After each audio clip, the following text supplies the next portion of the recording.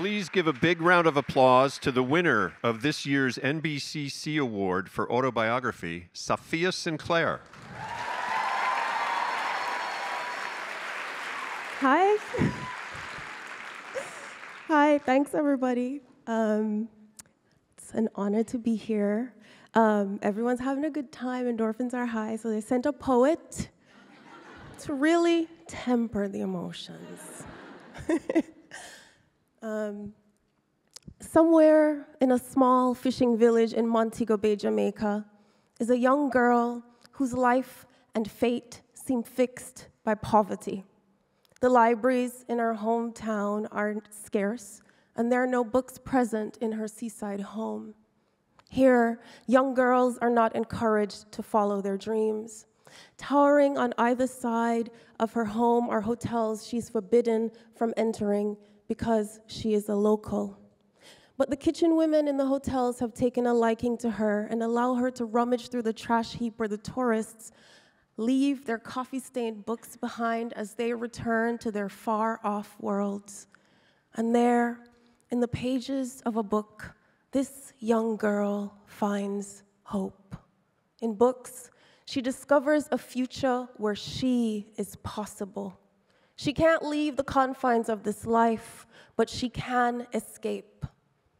This young girl is my mother. She followed her love of literature until it led to me, her first daughter, here on this stage, the unlikeliest dream of all, a poet. When I was 10 years old and a young daughter of Rastafari, I was teased and scorned and cast aside at school because of my dreadlocks and because I was part of the Rastafari faith. I didn't have many friends at school. Even my teachers treated me badly. But I did have one friend, and we spent most of our days together. Then, one day at the end of the school year, she sent a boy with a note for me. I unfurled it alone at my desk, and it said, "Please leave me alone. I don't want to be a friend.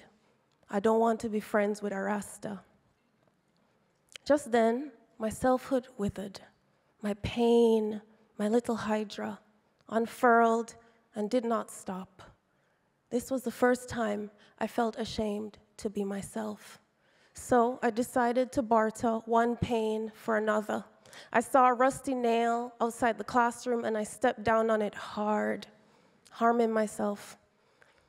I told everyone it was an accident, but my mother somehow knew that it wasn't and saw that I needed help.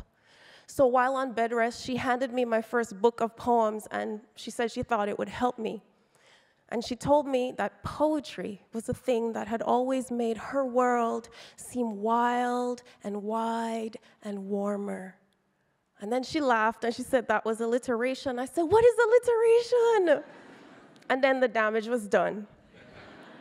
As she spoke to me about her love of poetry, I slowly began to feel all my hurt evaporate into something else, into wonder. And after my mother left me in my room, I flipped through the poems and I read one of her favorites, which was William Blake's The Tiger. Tiger, tiger, burning bright in the forest of the night, what immortal hand or eye could frame thy fearful symmetry?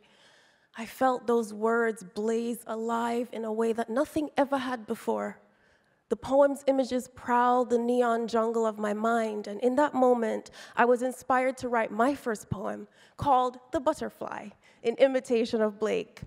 But writing this poem was my first spiritual experience, one of stepping through the veil of this world into another world, and slowly, viscerally, feeling all the hurt that hooked its talons into me, all the pain of my rejection, and that note fade to ash, all burned away to wonder. I knew then that what my mother handed to me that day was gold. My mother, who still recites the words to my poems in the front row of my readings and says, "I just can't believe I have my own personal poet." My mother, who loves books and poetry and literature so much that she gifted its magics to me, her daughter, so sensitive and porous to this world, and she created the unlikeliest poet. I followed the gold thread of her words that day into poetry, into writing my own books. And I knew that as long as I followed that thread wherever it led me, I would always be all right. With language and poetry and literature as my guide, I would always survive. This is the power of books. This is the power of poetry, for opening just a little bit more of the world to girls like my mother, girls like me. And I know now, as long as there is a poem that leaps a flame in my mind, I will always be living in an age of wonder.